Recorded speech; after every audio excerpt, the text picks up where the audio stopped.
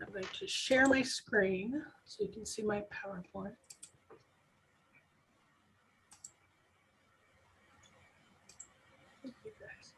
Yeah, great.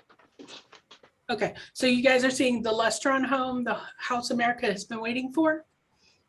Yes. Yes. Okay. So to start off with, to tell you a little bit about how I got interested in Lustron homes. I grew up on the west side, and riding my bike around the neighborhood, we actually had a Lustron home fairly close to my house. And I was really fascinated with this really unusual looking house. And so I asked my parents about it, and they both actually knew what it was. So I had the name, and then I was able to do a bit of research, find books about it at the public library and things like that. And so for decades, I've been interested in Lustron homes, and I kind of forget about them for a while, but then they'll crop up maybe in, I'll see something posted online or pop culture reference, things like that. And so they've just always been an interest of mine. And so I want to share with you a bit about them. So to tell the story of Lustron, there we go. We have to start with Carl Strandlund. Carl was born in Sweden in 1888.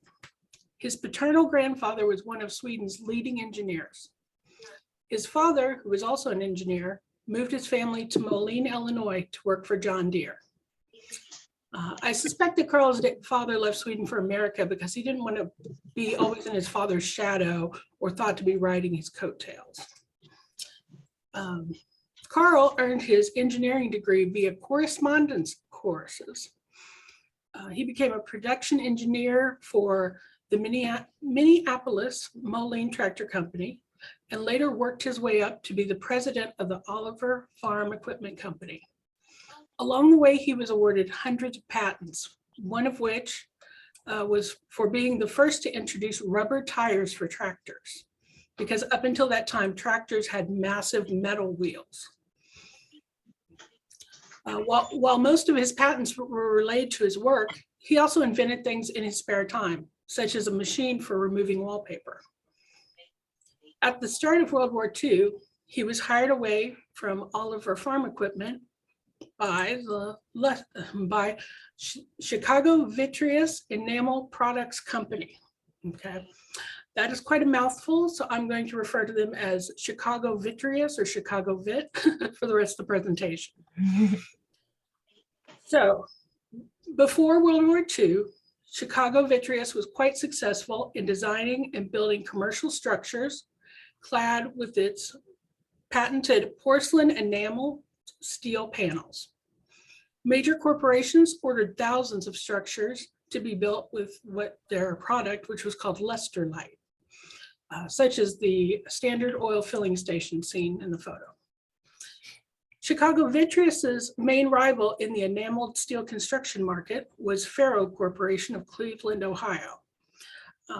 This is one of many things that came up in my research. I was constantly finding things linking this topic back to Evansville. Sherrill is now a multinational corporation, and we have a location of Sherrill here in Evansville.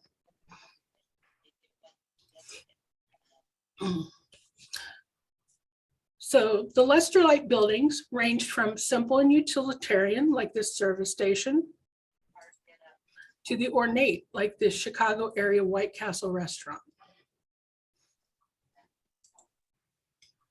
This 1936 photo shows the interior of the Luster-Lite laboratories, which were designed and built to showcase the possibilities of Luster-Lite construction.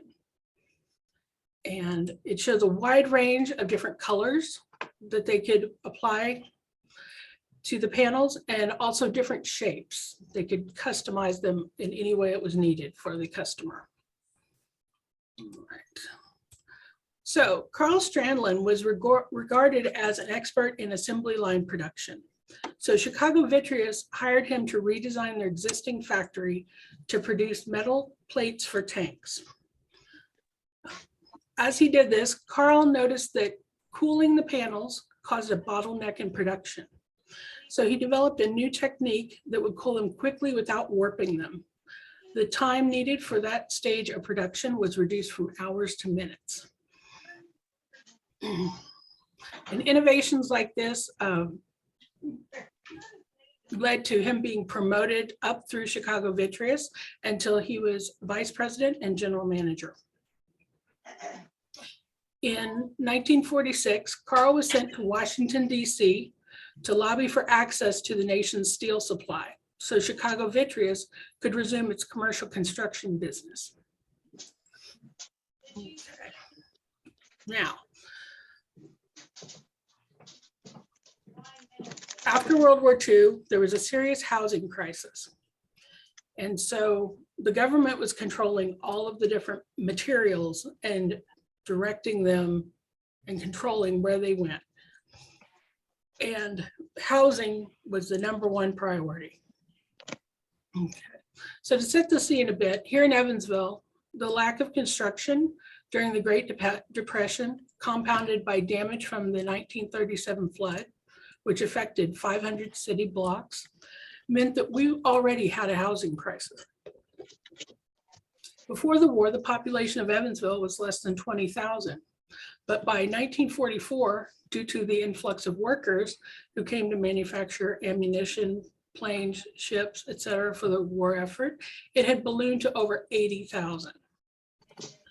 Many of the workers stayed on in Evansville after the war ended, often working in the same factories as they transitioned to making consumer products.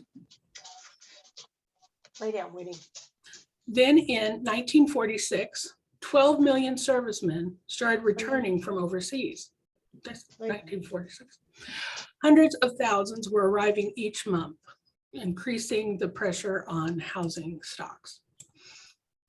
President Harry Truman appointed former Louisville Mayor Wilson W. Wyatt as housing expediter, giving him emergency powers to deal with the growing housing crisis. Through the Reconstruction Finance Corporation, he had access to monies that had been raised for the war, but were no longer needed for that purpose. Truman's charge to Wyatt was make no little plans. Wyatt's Veterans Emergency Housing Program attacked the housing crisis with various strategies, one of which was to support the nascent manufactured housing industry. Using his emergency powers, he directed most building materials into supplying the construction of housing.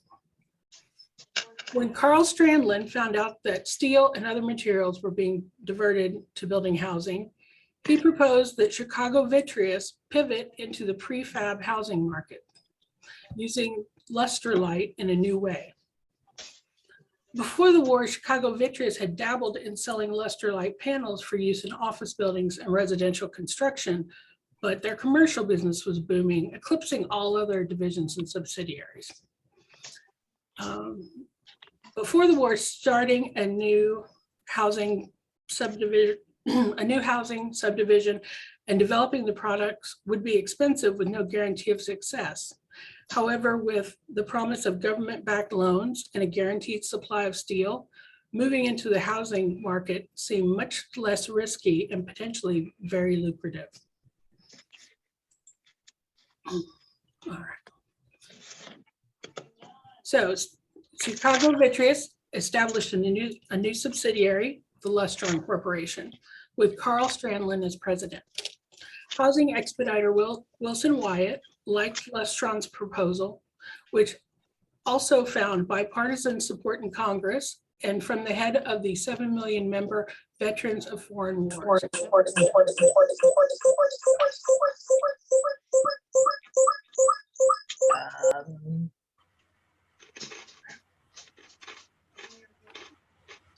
Let's see. Lustron was one of only 3 prefab construction companies chosen out of the nearly 300 that had applied. Of those top 3, Lustron was clearly the darling and received the most funding. Ooh. Oh.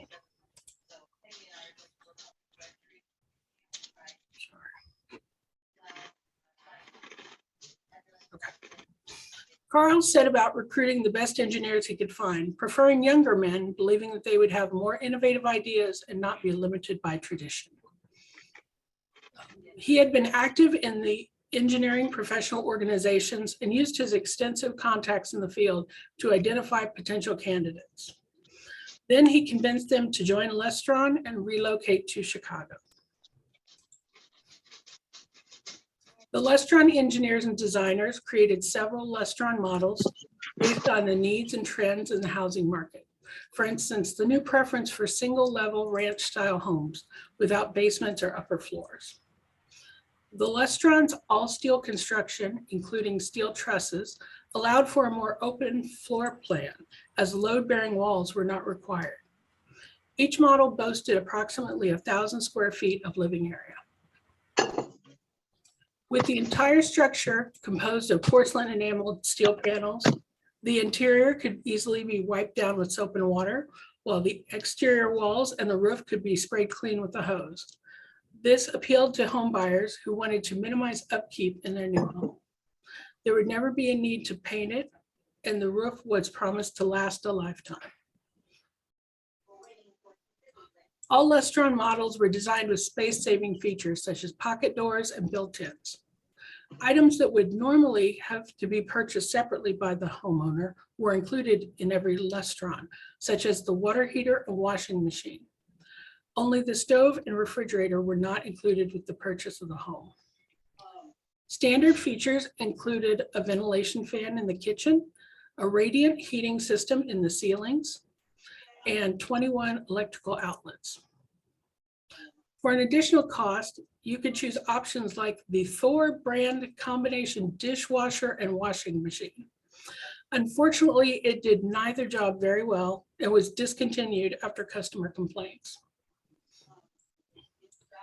Lustron garages were also available with or without a breezeway attaching it to the house.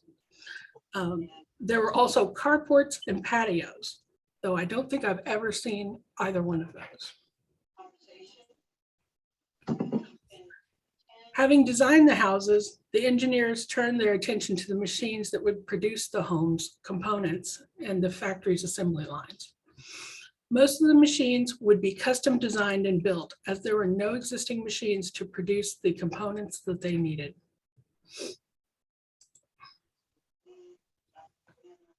Lustron Corporation was first promised a Dodge factory in the Chicago area, which was the largest factory in the world at that time. There was some political wrangling over this in Washington, and Carl Strandlin proposed splitting the plant in half.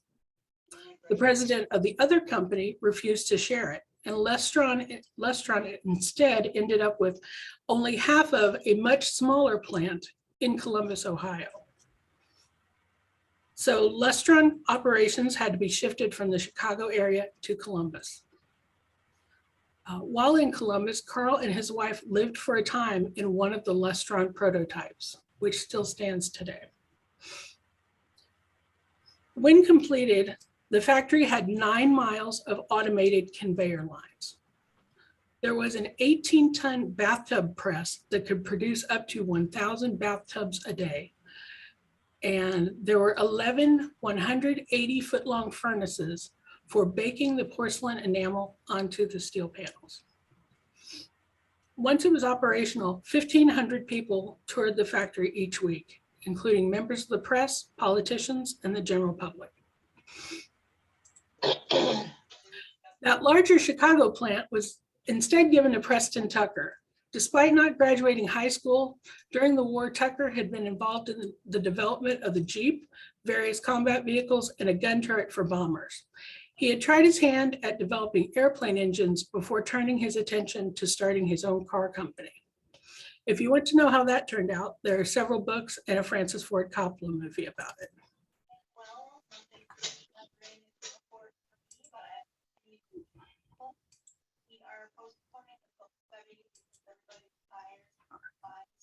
In this photo, Lustron employees pose with the parts of a Lustron home. While the appliances, windows, and doors were made by other companies, most of the parts came from the Lustron factory, which employed 3,200 people at its peak. Despite the delay in getting a factory and the forced move to Columbus, it had been only 18 months between receiving the first government loan and the completion of the factory. The first home rolled off the line in March 1948. It was gifted to a World War II veteran and his wife.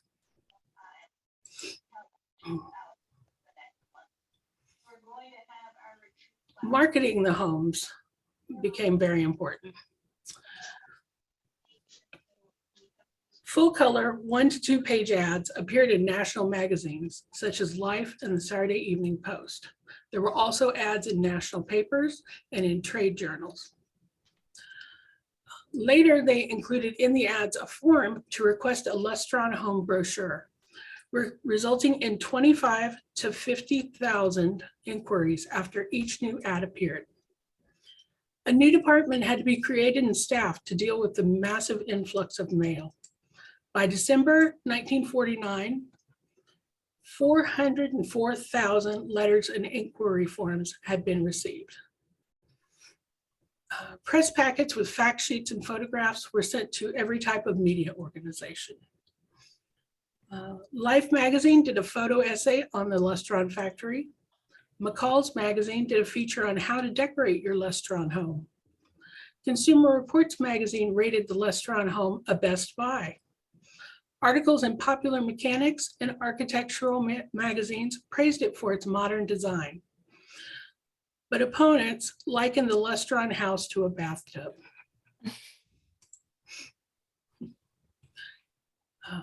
In April 1948, a Lustron home was shipped from Ohio in 250 crates packed in 3 35-foot trailers. It was then assembled over the course of a few days in Midtown Manhattan. Often when construction is being done in New York, they block the view so people can't see it. But Lustron wanted people to watch the home being built, so they used just chain link fencing so people could see the entire thing. In the first week, the house was open for tours. Over 40,000 people went through the house. After the success in New York, additional model homes were set up in Chicago, Columbus, Detroit, Milwaukee, Des Moines, St. Louis, Indianapolis, and in Washington, D.C. The Lustron Company set up a network of dealers that each had a franchise for an exclusive territory. In the Evansville area, the official Lustron dealer was the Crane Realty Company, which set up 2 model homes. So here's a bit of a peek inside the Lustron. You see the dining room area, which has shelves, storage drawers, and a pass-through to the kitchen. In the kitchen, you see that fan, the built-in cabinets. To this side would be the back of the wall here, where there's lots of additional storage available. Here's a picture of the Lustron living room. It has built-in bookshelves. It is very roomy. Here's a master bedroom. It has a built-in vanity with drawers and lots of storage, multiple closets, and lots of different areas for storage.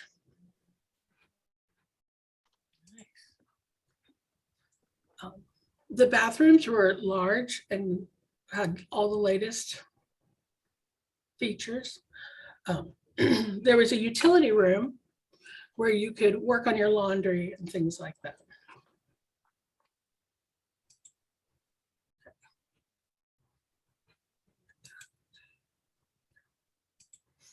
Lustron homes came in 4 colors: surf blue, maize yellow, dove gray, and desert sand. Some other colors that are often attributed to the Lustron are green, aqua, white, and pink, none of which were ever offered. I suspect that the pink Lustron misconception may trace back to this image from a magazine advertisement. Most likely it was supposed to show the tan desert sand finish, but the color is off, resulting in a pink appearance. And if you do a search for images of Lustron homes, this image will almost always come up, kind of continuing the idea that there were pink Lustrons.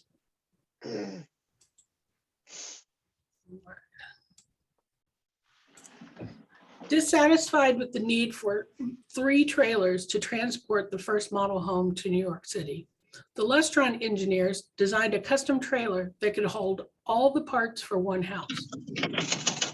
The trailers were driven through the factory, making stops at designated spots where the components were loaded in the reverse order of assembly. This loading technique sped up the time from delivery on site to the completed home. Carl Strandland tried to convince the railroad companies to transport the new Lustron trailers on flat cars, but the railroads refused. The lack of rail transportation kept Lustrons from being sold in the Western United States, as the trucking cost added significantly to the price of the home. Interestingly, this previously unknown practice called trailer on flat car or piggybacking caught on in the US just a few years later. There had been a few roadblocks along the way, but they were being cleared one by one. Initially, the Federal Housing Administration refused to issue FHA loans for Lustron homes because they didn't fit the requirements that had been written based on traditional wood construction. The requirements were rewritten to allow prefab housing. There was conflict with various construction unions, but agreements were reached with the union bosses. There were problems getting permits in some cities, again, because their regulations were written for wood construction. With the factory running well and production steadily increasing, the Lustron engineers turned their attention to the next generation of Lustron homes. They wanted to reduce the number of types of components being used to around 40. There were plans to add air conditioning and power windows. They looked at whether the problematic radiant heating system could be improved or if it needed to be completely replaced. In early 1950, the Reconstruction Finance Company, the government organization, called in their loans to the Lustron Corporation. When Lustron was unable to pay, it was shut down by government order and sent into receivership on February 14th, 1950.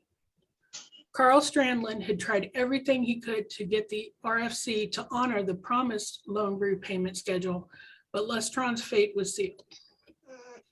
It's a long story, but there are multiple reasons for why this happened, but it boils down to politics and greed.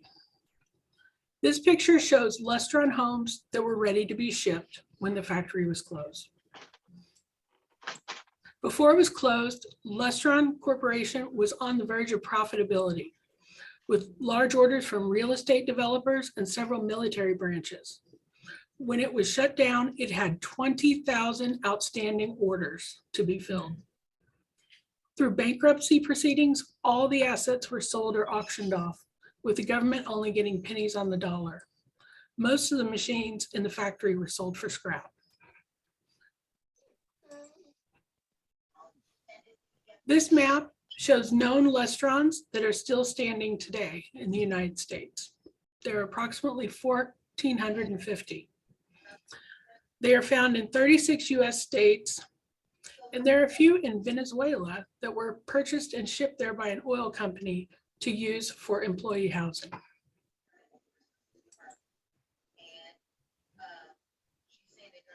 This map shows demolished Lustrons.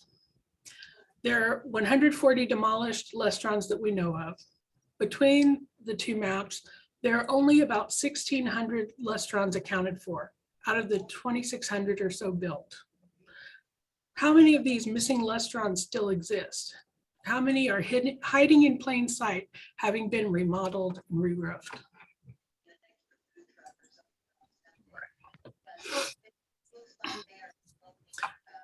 The Evansville Lumber Company held the Lustron home franchise for this area. Their dealership was called the Crane Realty Company and was run by Tom Crane and Vic Funk. In late 1948 and 1949, they were very active in marketing the homes, placing good-sized ads in the Sunday Courier and Press every week, with smaller ads appearing frequently in both the Courier and Press newspapers. The first model home in Evansville was located at 1158 Lincoln Avenue. It was either just west of where Highway 41 is now, or it was actually where Highway 41 is now.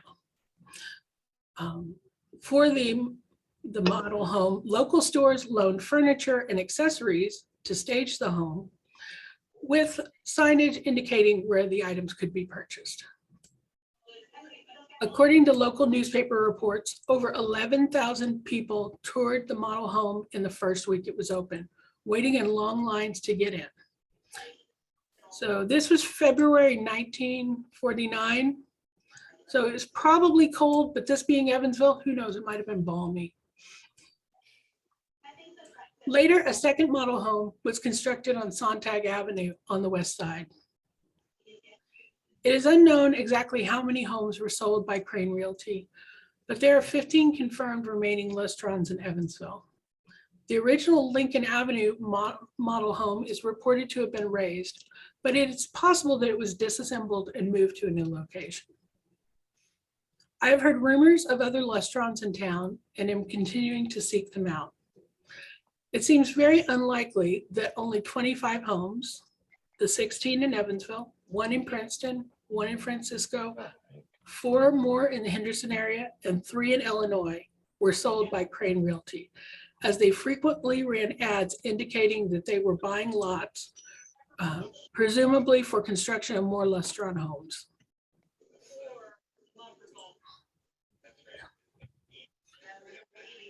So let's start with the West Side Lustrons.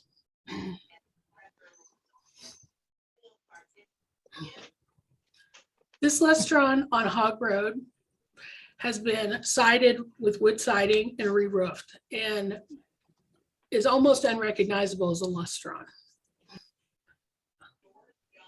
See, it looks like it may have a Lustron breezeway attached to the house. If it is, surely it had been connected to a Lustron garage. But the current garage does not have the correct configuration for a Lustron garage, so it must be a replacement. This home on Upper Mount Vernon Road is the first Lustron that I encountered, and the one that kind of set me on this journey. To this day, this home appears to be all original and well maintained. Even the roof has not been replaced. And remember, at this point, that roof is approximately 72 years old. Here's another Lustron that is relatively unchanged. The windows have been replaced, but they've taken care to install ones that mimic the originals. And I can't blame them for replacing the windows. The stock Lustron windows were aluminum windows, and they were just single pane. So not great for heating your home. This Lustron on Sontag Avenue is maize yellow under there. The small square windows indicate that this is an early model, leading me to believe that this may have been the second model home.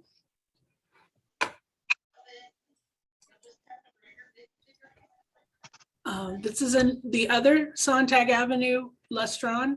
It has been sided, but still has the original roof. I was worried about this Lustron for a while because it seemed to be unoccupied, but someone is living there now. Around the corner on West Maryland Street, there is another Lustron. This one has been sided, re-roofed, added onto, and had the porch area enclosed. But the bay window still makes it recognizable as a Lustron. Okay. On the north side, there are 3 Lustrons near the airport. This one is a little unusual. It appears they have enclosed the porch area, but they did it using Lustron components. This is a great way to adapt the house to their needs while keeping the look as original as possible. This gym is surrounded by homes that look to be in the $500,000 range, which makes it stand out all the more as you drive through the neighborhood. But they had that same flavor this time. It's some spice or something. Yeah. There are 2 Lustrons on Lakeland Drive. This one has been sided and has brick accents added, but it still has the original roof. The one next door has been completely covered in brick, but still has its original roof. Breakfast. I was actually invited in to see the interior, which is 10 or Nearly- 11. nearly all intact except for an update to the kitchen. But it went like that. Plop, plop, plop, plop, plop, plop, plop, plop. Terry, could you mute, please? We're getting a Oh, lot of feedback. I'm so sorry. That's okay. Thank you. Thanks. All right. On the east side, there's a cluster of 3 Lustrons near Bosse High School, and then 3 others scattered about.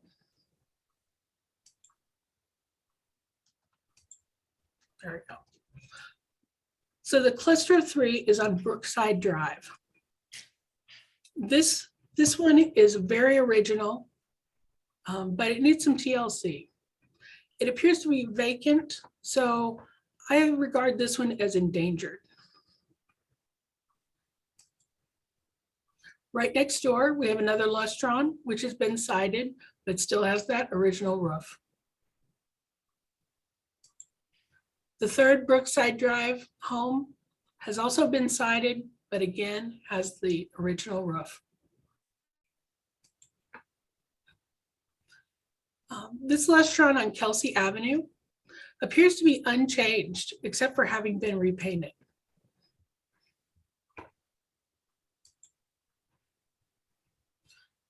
This Lustron on Lincoln Avenue is a bit of a mystery. I found contradictory information on this house. One usually reliable source lists it as a former model home, but I can find no evidence of a model home at this location. Perhaps this is the first model home that has been relocated from the 1100 block further east on Lincoln. It is also listed as a Model 2, which means 2-bedroom, but it looks like more like a 3-bedroom model to me.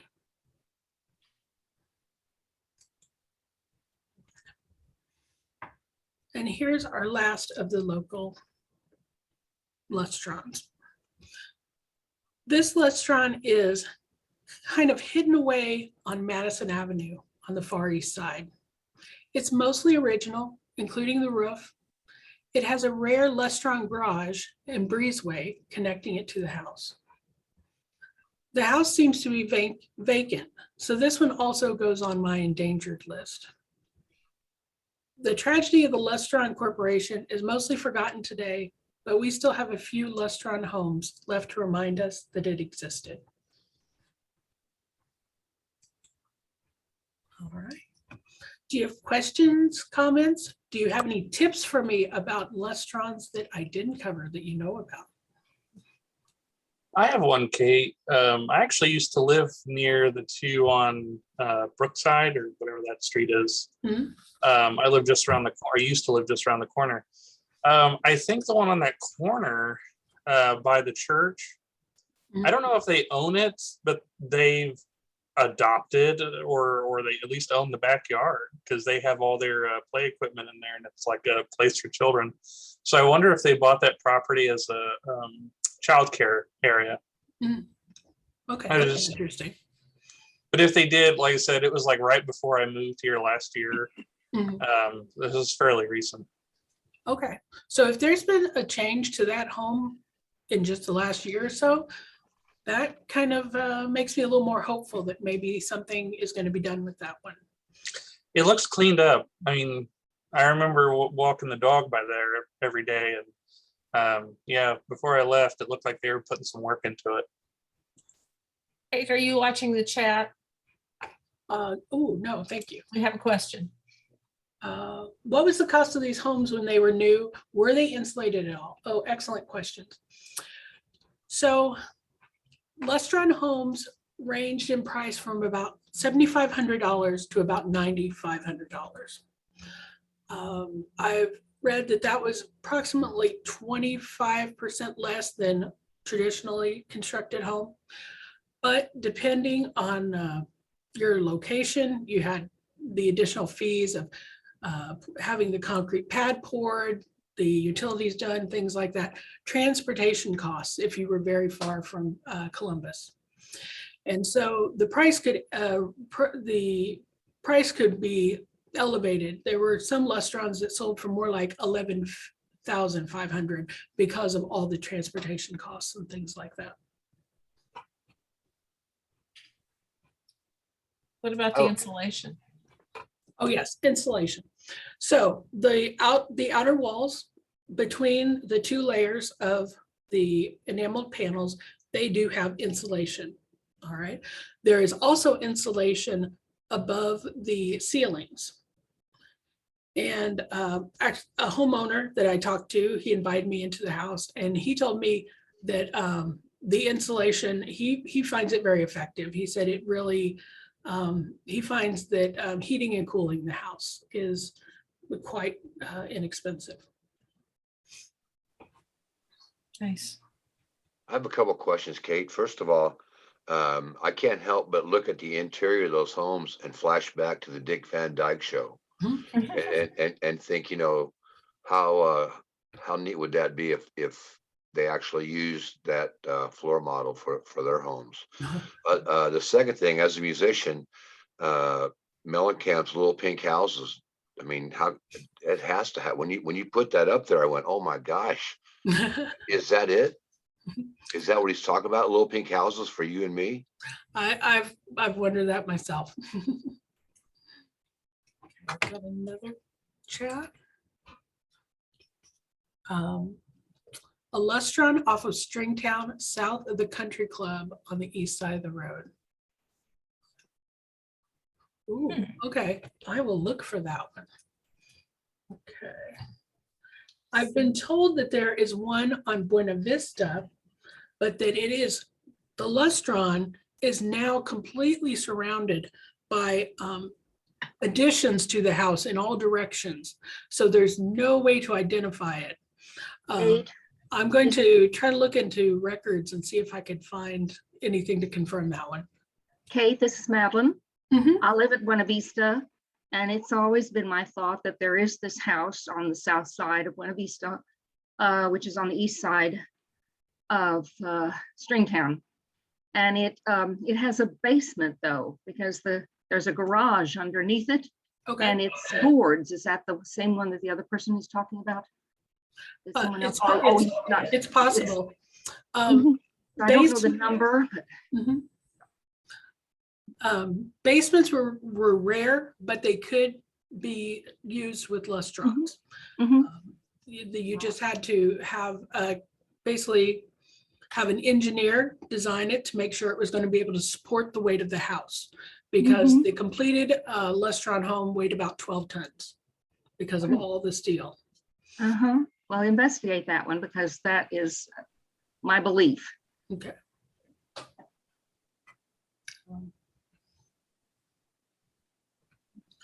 I read about one St. Louis Lustron owner. He actually worked for the company that sold Lustrons in the St. Louis area. And he was wanting to buy a Lustron house for he and his new wife. When he found out that there was going to be a long backlog before he could actually get his house, he consulted an engineer, and they built a basement, which they then lived in and for many months before their actual Lustron arrived and was able to be built on top of the basement. Wow. Do you know what the politics were that was involved in them getting shut down? Yes. Okay. So President Truman and Wilson Wyatt, who he had chosen for housing expediter, Lustron was very identified with them. Wilson Wyatt was forced out of the position after about a year because he had to work with the Reconstruction Finance Corporation to get the money. And the RFC head didn't like what Wilson Wyatt was doing with his housing strategies. And so they often struggled over getting the money that was needed. So Wilson Wyatt was out, a new person became the head of the new housing expediter. And this person was not as attached to Lustron and saw the large loans that had gone into Lustron and was concerned that they were not producing homes at a fast enough rate yet. There was also some party politics. So I believe Truman was a Democrat. And there were Republicans who didn't like Truman, who attacked Lustron because if it succeeded, it was going to be a big success for Truman. And they didn't want to see that happen. Then there were also some people who were just in it for money reasons. Carl Strandland says he was approached many times by people who wanted to do deals like kickbacks and things like that, and wanted him to, for instance, use their particular appliance in the home, things of that nature. And he always turned those down. But the people who approached him had powerful friends, and so he wasn't playing ball. Then there's the added complication of a guy named Merle Young. Merle Young was from Missouri. His last name was the same as Harry Truman's mother's maiden name. And his wife got a job as the secretary to the secretary of the president. So he was able to get a White House pass and could come and go as he pleased to visit his wife. Well, the combination of him being from Missouri, him sharing a name with Truman's mother, and him being constantly seen coming and going from the White House, he was able to lead people to believe that he was Truman's nephew. And he used this supposed relationship to get positions and progress up through the party. And he actually was, before it was over and done with, he was near the top of the Democratic National Committee. Well, he used his position to get appointed to a position in Lustron. He was supposed to be there to keep an eye on how they were spending the money, to make sure the loans were taken care of, et cetera.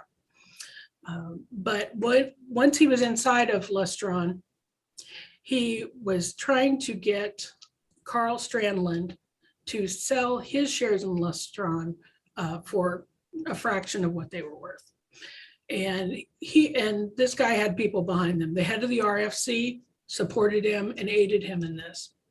And the head of the RFC actually managed to get himself appointed to the board so that he could also meddle with what was going on with Lustron.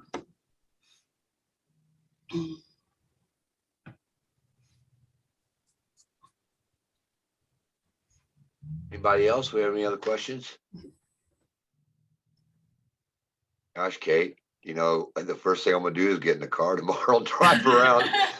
Because I used to teach over off Maryland at Helfrich, and those houses I never realized, you realize the uniqueness of them. And then, then I lived on Lincoln, that one right there on Lincoln and Van. So I can't wait tomorrow. Now, are you gonna publish the map? Do you have the map? Or it'll be on your PowerPoint? If you just, I'll try to include it with the recording, but if you just Google Lustron locator, Okay. There are maps that have the exact addresses, and that was where I got some of my maps for the presentation. Well, thank you very much. Anybody else? Very interesting, Kate. Really good. Thank you. Yes. Well, next month, if people haven't read this book yet, it's called The Unexpected Journey by Randy and Roxanne Mills. And it's about C Company, a reserve unit in Evansville, Indiana, that was reassured that they would not go to Korea. And I think, as most people realize, sometimes the government says things that they don't really realize. Well, this company was shipped off to Korea and was involved in the skirmish at the Chosin Reservoir. This is an absolutely wonderful, wonderful book. I mean, the Mills describe it so well. I would highly recommend it for our next meeting. And it is on November 16th. So once again, Kate, thank you so much. And the beauty of the Historical Society is, you know, last time I want to go out and see the state parks that Jennifer talked about. Now I want to go out and see the homes that you're talking about. I don't want to go to Chosin Reservoir where my dad was in Korea. Thank you all very much. There's one a block away from my house. Oh my Just a gosh, block baby. over. Oh, that's the beauty of it, Kate, is you start realizing there's, Yeah. you know, that's the unusual house that's on the corner that you Yeah. didn't realize. Anybody else? On Rob's Terry, on what you're talking about, the Chosin Reservoir, the #1 movie in China right now is that battle from the Chinese viewpoint. Oh my gosh. Chinese heroes and the American villains. Well, It's it's perhaps the biggest movie they've ever had. Wow. Well, Okay. is that likely to be released in the United States, Terry? I don't know. Right now, it's only in China, and it's not Okay. called Chosin. It's Lake something, and I don't have it in front of me, so I can't say what it is. Right. Huh. But it's maybe it's going to end up as the second biggest Chinese movie internally to date. Wow. Okay. Second only to Braveheart. James. Chinese. Way to go, Jay. All right. Well, Good to thank see you all for everybody. coming. This has Now. been an Thank you. excellent program. Thank Bye. you very much. Thank you very Thank you much, so Kate. much. God bless, and I wish you all peace. Good night. Good night. Thank you. Same to you. Bye-bye.